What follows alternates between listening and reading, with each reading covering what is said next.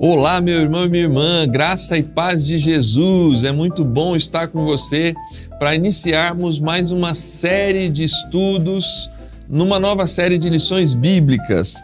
Nós estamos começando hoje a série de lições A Mensagem da Cruz. Serão 3 estudos que nós conversaremos sobre importantes temas do Novo Testamento.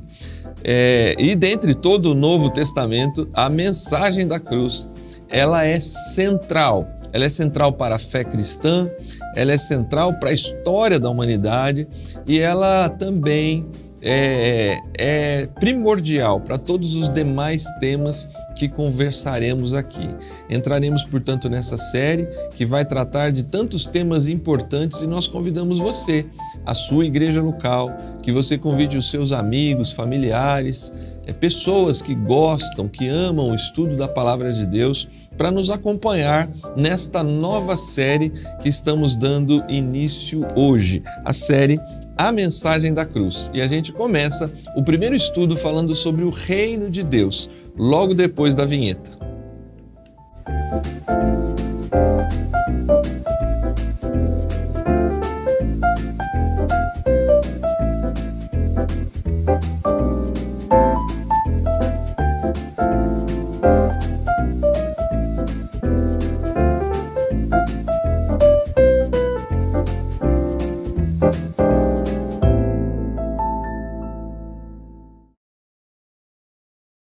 Muito bem, estamos de volta e é muito bom recebê-lo aqui. Compartilhe esse link agora aí com os seus amigos, com seus grupos de WhatsApp, para que mais pessoas possam ser alcançadas pelo conteúdo da TV Viva Promessa, em especial aqui, a Escola Bíblica.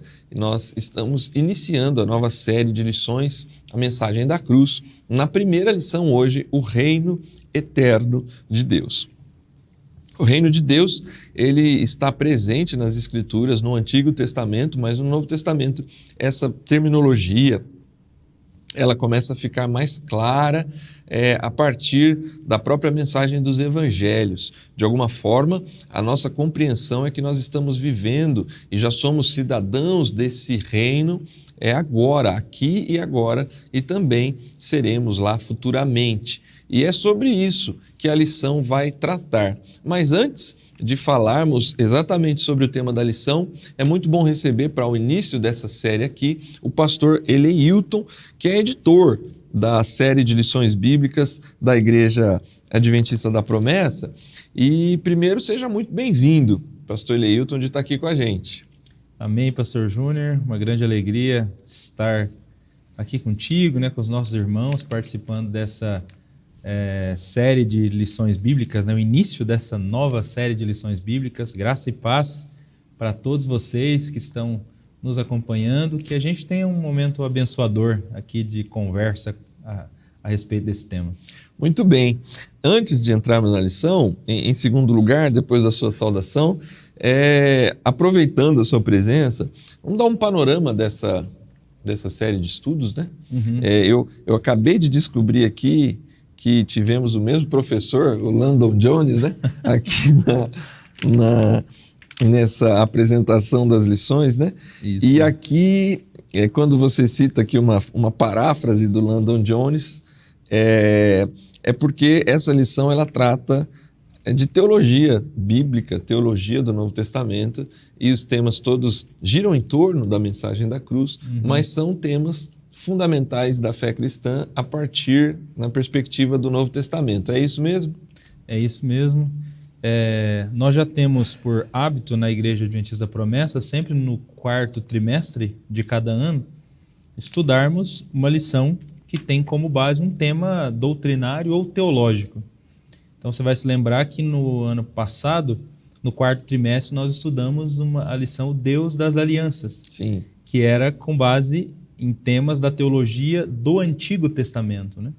E agora nós, nesse 4º trimestre de 2022, de 2023, né? 2022 foi ano passado, nós vamos estudar temas da teologia do Novo Testamento. Então a mensagem da cruz, acho que o tema resume bem a mensagem principal do Novo Testamento, e a proposta então é conversar sobre a teologia do Novo Testamento. Você citou aí o Landon Jones, né? Nosso professor de teologia. Então, ele define a teologia do Novo Testamento como uma disciplina que visa expor de maneira clara e organizada o que o Novo Testamento diz sobre a natureza do relacionamento entre Deus e sua criação, que preserva o significado da mensagem original e permite que essa mensagem seja ouvida e compreendida pelo leitor atual.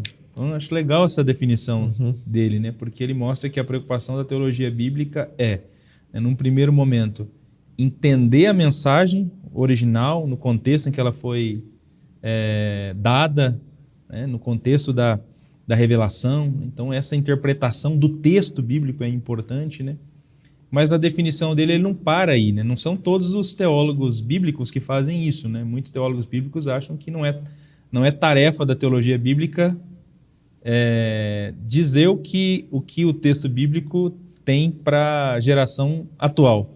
A tarefa deles termina aqui, na interpretação, e aí são outros estudiosos que vão fazer a aplicação disso. Mas ele coloca que não, na definição que ele dava de teologia bíblica, ele falava sobre essa responsabilidade de fazer com que o leitor atual compreenda o que o Novo Testamento diz, ou o que o Antigo Testamento diz a respeito de Deus, né? Então, é exatamente isso que a gente tenta fazer nessa lição bíblica, né? Todas elas, a gente pega o tema, estuda à luz da teologia do Novo Testamento e depois tentando fazer uma ponte, né? Uma aplicação para o leitor atual. Muito bem. Na primeira lição, o título dela está O Reino Eterno de Deus. Imagino aqui que a gente abre essa série de estudos com o Reino Eterno, porque parece ser a mensagem inicial e primordial ali dos evangelhos, né? É chegado o reino de Deus, arrependam-se. É a primeira mensagem evangélica, se a gente pode dizer assim. Esse primeiro anúncio do evangelho, ela foca a chegada do reino de Deus. Obviamente, o título da lição diz que o reino é eterno. Então, esse reino, o fato de ser chegado não significa que ele é inaugurado, né? Deus já reina na eternidade. Mas, de alguma forma, como é que a gente relaciona, né? Antes de entrarmos aqui nas perguntas, essa ideia do título da lição, Reino Eterno, com essa ideia dos evangelhos, né? Principalmente nos sinóticos, né? Ali a ideia do Batista, que está na nossa primeira questão, né?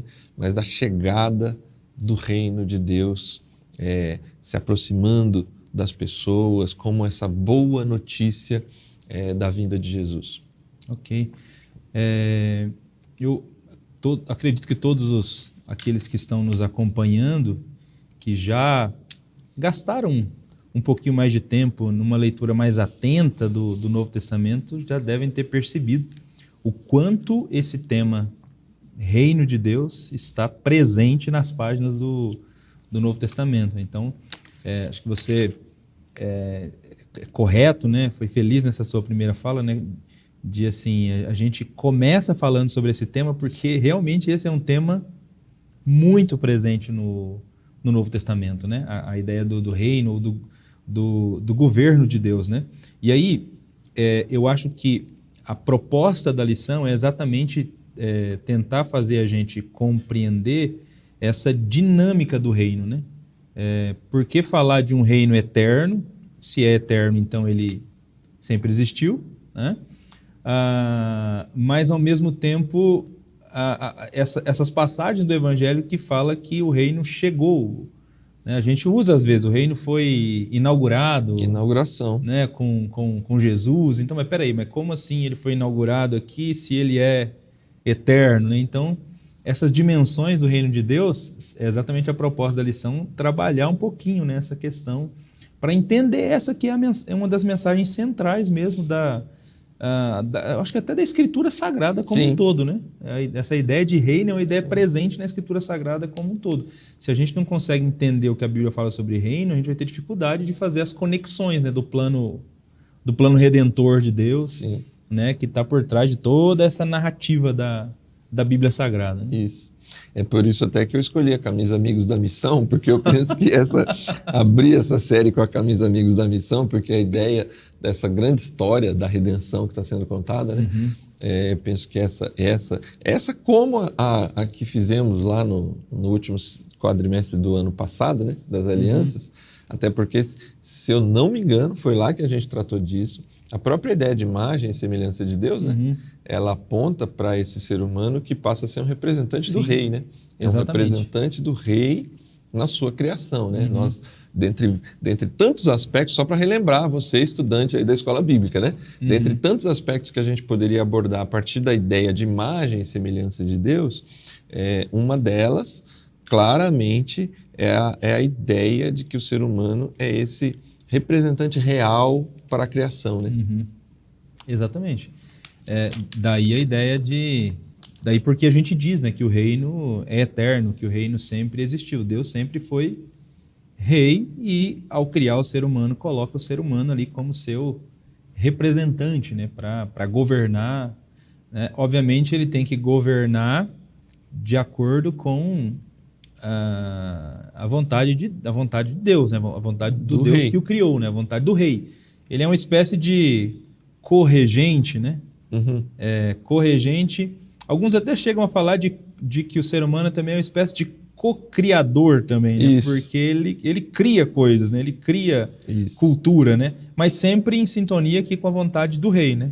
O grande problema, e daí porque a gente vai falar de inauguração, de reino que é chegado, é porque houve uma ruptura. Um rompimento aqui, né? Uma ruptura. O co-regente, o co-rei, ele quis ser o próprio rei, né? E aí bagunçou tudo o que Deus havia planejado e programado.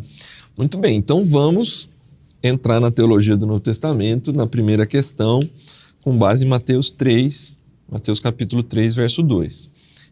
A lição propõe comentar sobre o precursor da mensagem do reino e sobre o conteúdo desta mensagem. Além disso, por meio de quem esse reino é estabelecido. Vamos lá, então, para a gente começar com essa primeira questão. Ok.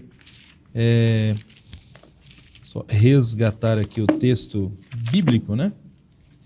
De Mateus 3, que é o texto que é mencionado. Então, esse texto ele apresenta a pregação de João Batista, que foi basicamente a pregação de Jesus depois também. Né? Jesus começa também dessa maneira.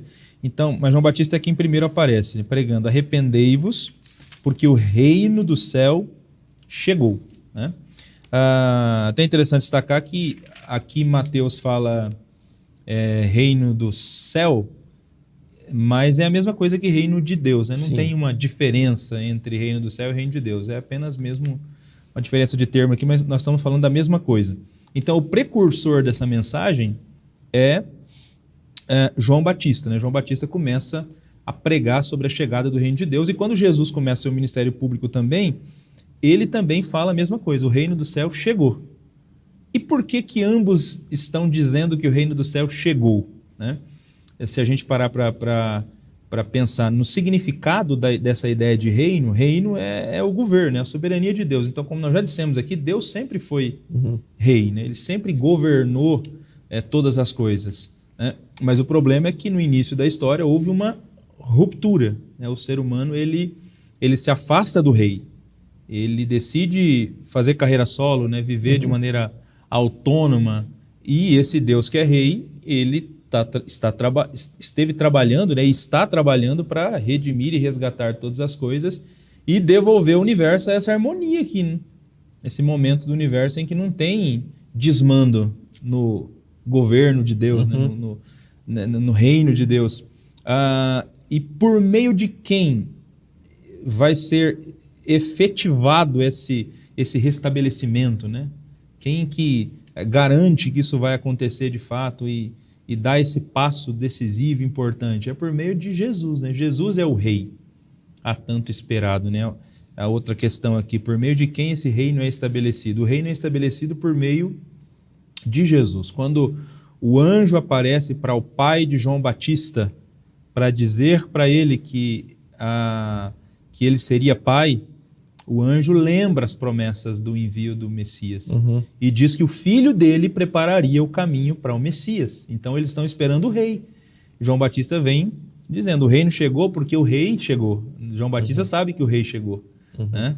E esse texto de Lucas 1 é quando o anjo vai falar para Maria que ela está grávida. E na fala é dito para Maria que ela está grávida do descendente de Davi, que vem para trazer o reino de Deus. Então, o reino chegou porque o rei chegou, né? O rei se encarnou, o rei veio aqui em missão, né, para restabelecer novamente o reino a Deus, né?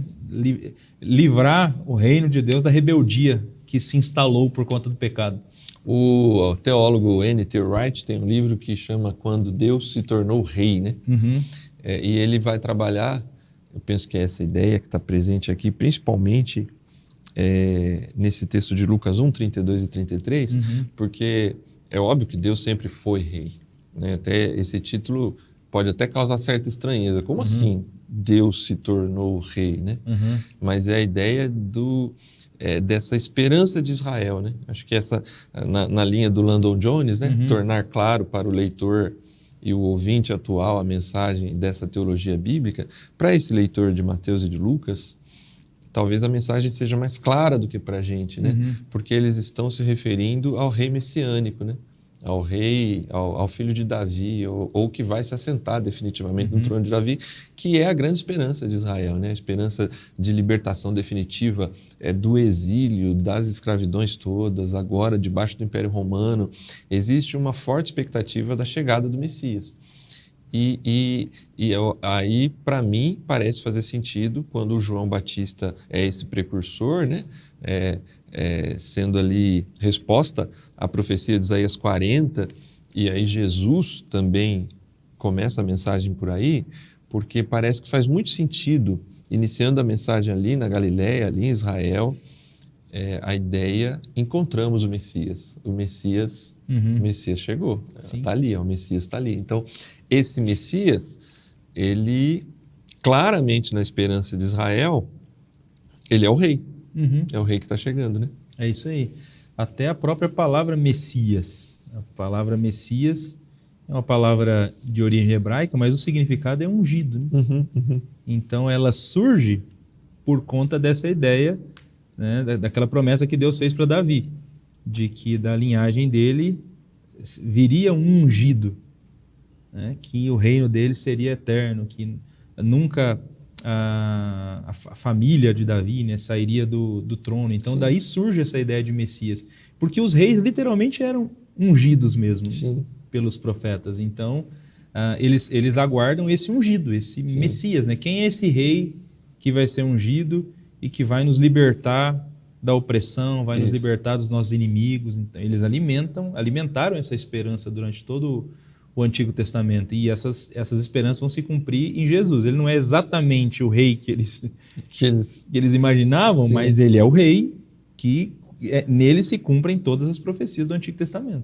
No grego, Cristo, né? É a mesma ideia, né? Sim, no grego, Cristo, exatamente.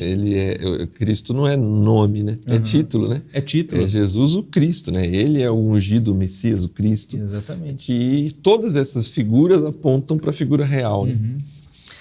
Na pergunta número 2, é bastante interessante. O que Jesus quis dizer com a expressão o reino de Deus está próximo? Citado em Mateus 4, 17. E essa resposta nos ajuda a pensar sobre a realidade presente do reino de Deus e como essa chegada, essa proximidade é capaz de começar a alterar as mais diferentes realidades. É interessante essa fala de Jesus, né, e essa abordagem que a lição traz para Mateus 4, porque quando a gente ouve a expressão o reino de Deus está próximo, para muita gente essa expressão pode ter mais a ver com uma questão cronológica, com cronologia, do que com proximidade. Espacial, né? Espacial, Então o reino de Deus está próximo, como que se ele não tivesse chegado ainda, mas em algum momento ele vai chegar. Isso. Né? E a gente até tem no Novo Testamento essa ideia também de que o reino uma hora vai invadir, né, completamente, vai chegar em plenitude a essa terra. Tem essa esperança futura também sobre o reino. Mas aqui em Mateus 4:17, parece que a ideia mesmo é essa ideia espacial. O reino de Deus está próximo no sentido de que o reino está ao alcance de todos nós, né? Nós já vivemos como cidadãos do reino de Deus porque o rei está presente. Isso, legal. Porque o rei está presente, o reino de Deus chegou, o reino de Deus está entre nós. E aí a lição ela acaba abordando aqui algumas questões, algumas realidades que foram profundamente modificadas por conta da chegada do rei. Uma realidade física, cegos, paralíticos, surdos, né, que foram curados por Jesus, cumprindo profecias do livro do profeta Isaías, quando o reino de Deus chegasse, quando o rei chegasse, esses fenômenos sobrenaturais, eles aconteceriam. Pobres, mulheres, estrangeiros, né, gente que era marginalizada na época, que passa a ter valor, a ser percebida, olhada, né, valorizada, porque o reino de Deus chegou, e o reino de Deus afeta todas as dimensões da realidade humana. A questão sobrenatural, quanto a água transformada em vinho, multiplicação de pães e peixes, Jesus andando sobre as águas, o mundo espiritual sendo afetado, né? Demônios são expulsos, e se os demônios estão sendo expulsos, é um sinal de que o reino de Deus está entre nós, né? Disse o texto lá de Mateus capítulo 12, versículo 28. Então, muitas realidades são afetadas por conta da chegada do reino de Deus. Um novo tempo começa com a chegada do Senhor Jesus, né? Por isso a gente fala de inauguração do reino de Deus. Quando o rei chega, o rei inaugura um novo tempo, um novo momento, né, nessa grande história da redenção do ser humano, essa grande missão de Deus. Um novo tempo começa aqui com a chegada do Senhor Jesus, né? Parece que os poderes do mundo vindouro, eles invadiram a presente era. E agora a gente já começa a experimentar muito dos poderes do mundo vindouro nesse tempo, com a chegada do reino de Deus. É interessante a sua fala e me fez lembrar quando o Batista, que é o precursor, né? Ele está preso e ele sofre como um ser humano um momento de dúvida, né? E ele manda que alguns discípulos perguntem para Jesus, né? És tu mesmo o Messias? E para eu não errar aqui, né? Você me ajuda aí. A resposta de Jesus aponta para essa alteração da realidade, né? Vai lá e diz para ele que os coxos estão andando, os cegos estão vendo. Isso aí ele aponta para os sinais evidentes de que o reino está presente na ação do rei, né? E dos discípulos que estão andando com o rei ali. Isto é, o reino chegou mesmo, né? O reino está próximo, não no sentido de que daqui um mês, um ano, um tempo para frente. O reino já está em atuação, né?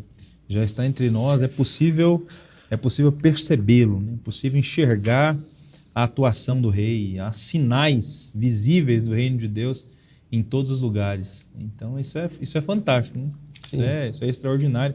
Em outras lições dessa série, né, que a gente vai estudar sobre isso, mas a igreja, né, a igreja foi colocada por Jesus para ser comunidade desse reino e continuar sinalizando, né, e mostrando para as pessoas que de fato o reino está entre nós, né, transformar realidades. Só para a gente seguir para a terceira, acho interessante, eu estou com a Bíblia aqui, a mensagem, né, naquela paráfrase do Eugene Peterson. É bem verdade que do ponto de vista do estudo bíblico aprofundado, não seja a melhor referência como Bíblia de estudo, né? Mas eu acho interessante esse verso 17 de Mateus 5, a tradução dele, a forma como ele apresenta: mudem de vida, ou arrependam-se, né? O reino de Deus está aqui. É a maneira como ele expressa isso que a gente está falando, né? O reino de Deus está aqui. A ideia do estar próximo é isso, ele está aqui, né? As realidades desse reino são percebidas a partir da atitude do rei. Ele captou isso. Ele captou a ideia por trás mesmo da expressão. Muito bem. Pergunta de número 3, para a gente seguir em frente aqui. Com base no item 2, né, para aqueles que têm a lição em mãos, explique o que significa dizer que o reino de Deus também apresenta uma realidade futura. E aí são citados aqui alguns textos, Marcos 9, verso 1, a segunda carta de Pedro, verso 1, 10 e 11, que na verdade é o nosso texto base, né? E também 1 Coríntios 15, 24.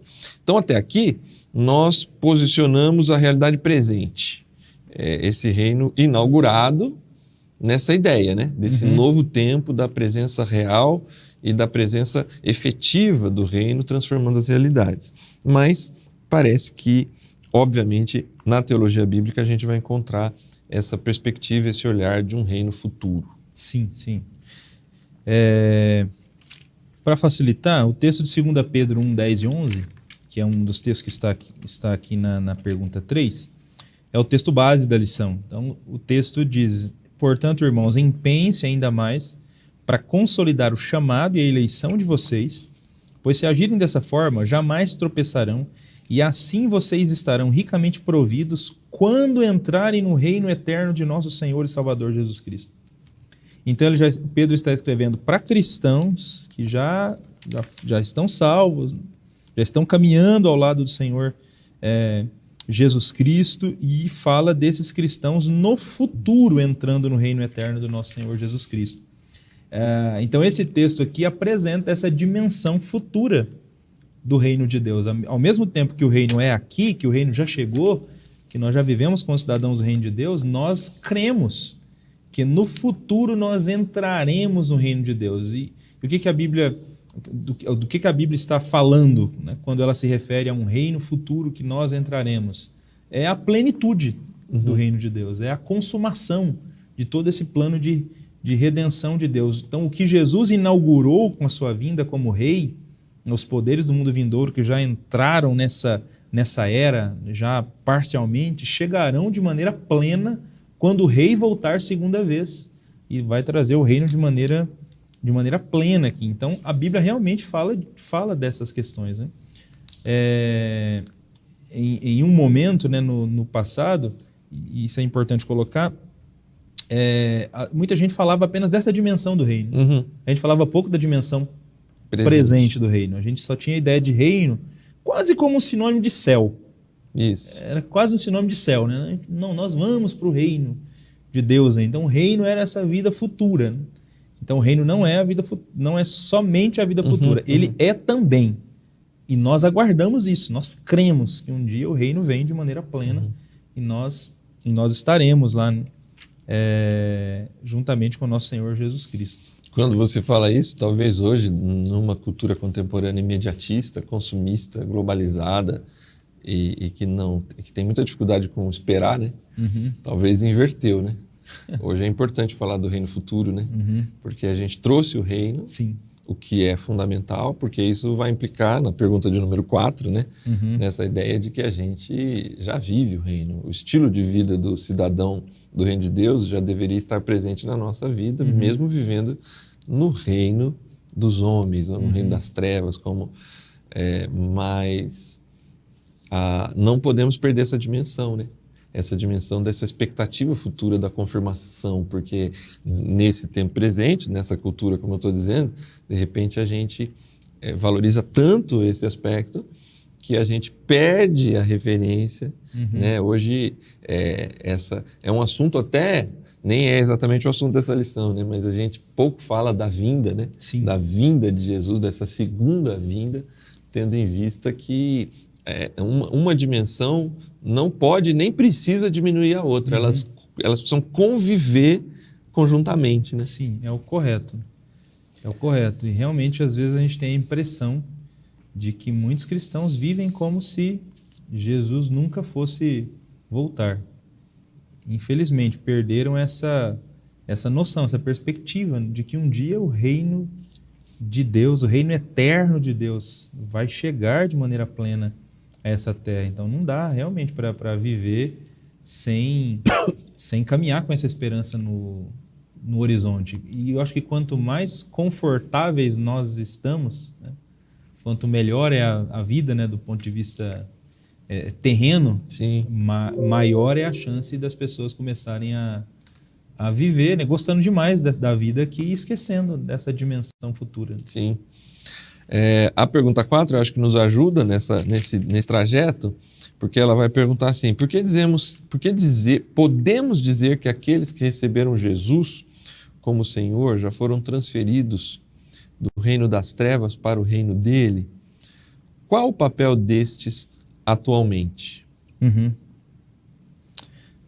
A resposta para a primeira pergunta é sim, né? Com certeza. Até com base em Colossenses 1:13, nós fomos transferidos do reino das trevas para o reino de Deus. Então, quem ainda não serve Jesus, quem não reconheceu Jesus como rei, infelizmente ainda está debaixo do domínio do príncipe desse mundo.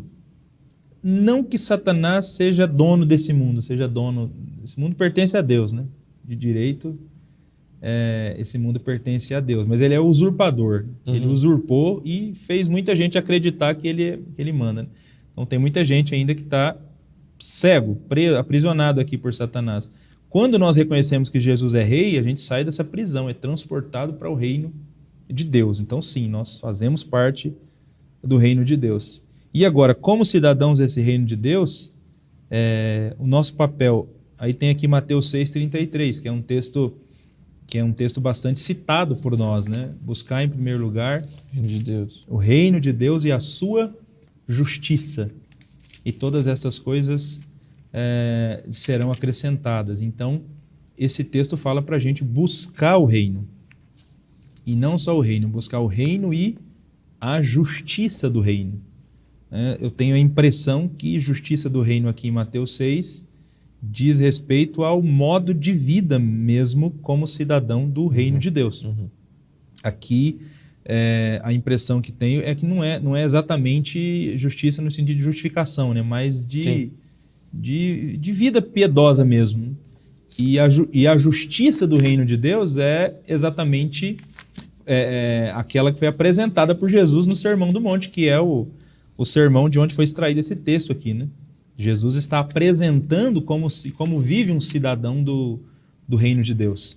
Então, quem foi transferido do reino das trevas para o reino de Deus deve viver os valores desse reino, por mais desafiadores que eles sejam. Quem está nos assistindo aqui já leu o Sermão da Montanha e parou para refletir um pouquinho? Se lê nessa do Eugene Peterson ainda, que é bem... parafraseada, né? Bem clara, assim, né? Que tenta ser bem contemporâneo na fala. É muito desafiador. É muito desafiador, mas tem muita coisa ali que é cultural, contra aquilo que a gente é naturalmente ensinado a viver e a pensar, né? Então, são desafiadores os valores do reino. E o desafio que nós temos é viver esses valores, buscar o reino e a justiça do reino. Sim. Por isso que eu acho que a dinâmica do já e do ainda não, né? Do reino presente e do reino futuro, enquanto estamos na dinâmica, a gente realmente está transportado, está vivendo dentro desse reino e tentando buscar o reino e a justiça, porque 1 Pedro, que é o outro texto aqui, fala desse transporte também, mas fala que a gente vem para a luz para anunciar as boas novas, né? Anunciar esse reino, né? Proclamar essa salvação e a chegada do reino. Então isso significa dizer que quando a gente se acomoda nesse conforto, de alguma forma a gente está se amoldando uma cultura que valoriza esse prazer pessoal, né? Essa forma de viver que valoriza somente a minha própria existência. E parece que o convite ao reino, ele tem essa dimensão do coletivo, e não só do coletivo do ponto de vista daqueles que estão salvos, mas aqueles que estão salvos olham para a criação, para a humanidade perdida, debaixo aí do príncipe deste mundo, mas como igreja, como reino, para resgatar essas pessoas, para chamar essas pessoas para a luz, porque chegará o dia que o reino será definitivo, essa dimensão futura, e nós estamos no tempo de alcançar pessoas para esse reino, para que lá, naquela hora final, quanto mais pessoas estiverem lá, daquela grande multidão de tribo, língua, povo e nação, é esse desafio, né? Então, essa dinâmica do reino presente e reino futuro impulsiona a missão também, né? Sim. Eu acredito que acho que a gente precisa ter esse sentimento de dívida. Porque se nós saímos do reino das trevas para o reino de Deus, não foi por conta do nosso merecimento, foi por conta do rei, do que o rei fez por nós. Então isso precisa gerar em nós um sentimento de dívida e fazer a gente olhar para as pessoas que ainda não foram transportadas do reino das trevas para o reino da luz, né, com misericórdia, com compaixão, desejando que essa mesma transformação também aconteça na vida delas. Né? Então, se a gente perde essa perspectiva, é muito prejudicial. Né? O nosso desafio realmente é, como cidadãos do reino de Deus, nos engajarmos para proclamar o rei, proclamar esse reino para outras pessoas, viver a missão. Muito bem. Bom, estamos chegando ao final aqui. E eu fui surpreendido aqui quando eu vi essa série de lições, porque geralmente a gente trabalha com 4 questões e 2 aplicações, né? Pelo que eu entendi, a gente sempre vai dar uma conferida no Antigo Testamento. A cada lição desta série, a gente vai dar esse olhar no Antigo Testamento. Então, eu vou utilizar aqui a 5ª questão, como os profetas citados acima apresentam essa expectativa quanto à chegada do reino. Vamos então, tudo isso que a gente conversou dentro do Novo Testamento, por favor, dá um panorama para a gente aí desses profetas do Antigo apresentando essa ideia. Realmente a lição vai fazer isso em todas as 13 lições da série. A gente sempre vai dar esse passo para ver o que o Antigo Testamento diz a respeito do tema. Então, nós já falamos aqui que no Antigo Testamento havia essa esperança da chegada do rei, que era o Messias. Né? Então, Deus é apresentado como rei no Antigo Testamento, não só como rei de Israel, Deus é apresentado como rei de toda a terra. Israel é o povo chamado por Deus para dizer para as outras nações que ele é rei, que tem um rei que governa todas as coisas. E Israel é chamado para anunciar que o rei legítimo está vindo, que o Messias está vindo, né? Aquele que vem para governar e trazer, instaurar a paz, enfim, trazer novos céus e nova terra. Isso é a esperança que está no Antigo Testamento. Né? Então nós temos Isaías falando sobre isso, nós temos Miqueias falando sobre isso, nós temos Jeremias falando sobre isso, né? Sobre o renovo de Davi, nós temos Daniel falando sobre o reino eterno de Deus, naquela visão que ele tem dos animais, aí você tem no final lá o Filho do Homem, trazendo o reino eterno de Deus. Então, nós temos várias menções no Antigo Testamento. Eu separei aqui Miqueias 5:2, mas tu, Belém Efrata, embora sejas pequena entre os milhares de Judá, sairá de ti, para mim, aquele que reinará sobre Israel, cujas origens são desde os tempos antigos, desde os dias da eternidade. Então, nós temos aqui essa menção sobre o lugar de onde viria o governante futuro. Esse rei no futuro viria da pequena cidade de Belém, né? Aquele que vem para reinar, aquele que vem para governar. E a gente tem também como citação aí nesse trecho o Isaías capítulo 9, um menino nos nasceu, um filho nos foi concedido, o governo está sobre seus ombros e seu nome será maravilhoso, conselheiro, Deus forte, Pai eterno, príncipe da paz. O seu domínio aumentará. Haverá paz sem fim sobre o trono de Davi e sobre o seu reino, para estabelecê-lo e firmá-lo em retidão e em justiça, desde agora e para sempre. Então nós temos essa esperança da chegada do reino no Antigo Testamento e todas essas esperanças se cumprem em Jesus. Amém, amém. Você que está em casa, acho que valeu a pena esse estudo aqui. Na aplicação ao cotidiano, o convite é para todos nós. Viva o reino de Deus em sua vida. Se o reino chegou,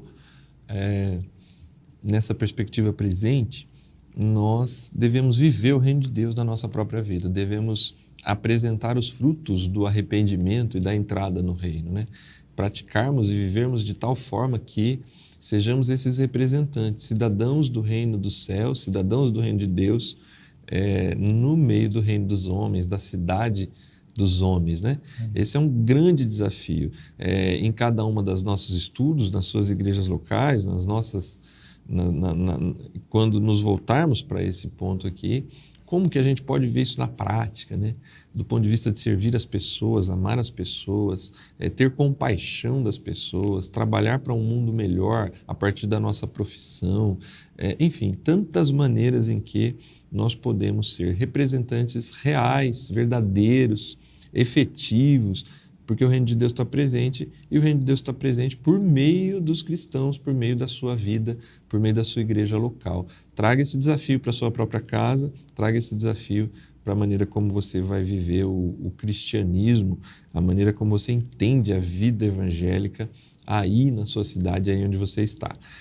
Pastor Eleilton, muito obrigado da sua participação aqui. Vai ser importante também, porque nós vamos convidá-lo para que a segunda lição também a gente faça aqui junto, na semana que vem.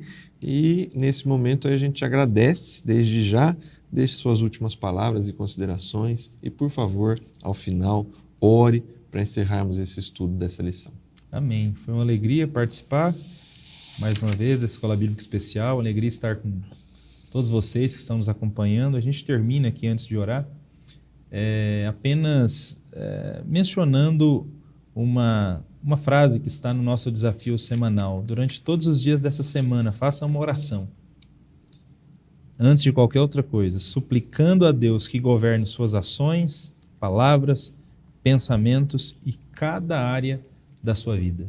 Diante da verdade que Deus é rei, então que de fato Ele nos governe. Vamos orar?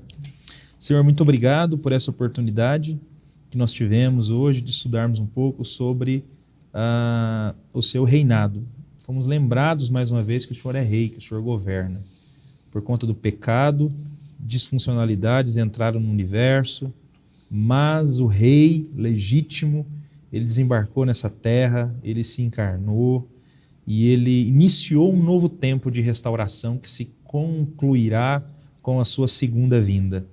Que a gente aguarde com expectativa esse evento glorioso e até lá que a gente viva como cidadão do reino, suplicando que o Senhor governe a nossa vida, governe as nossas ações, que a gente consiga ser testemunha desse reino a outras pessoas, compartilhando sobre o rei e vivendo a vida que o rei propõe para cada um de nós. É a nossa oração, meu Deus, no nome de Jesus Cristo.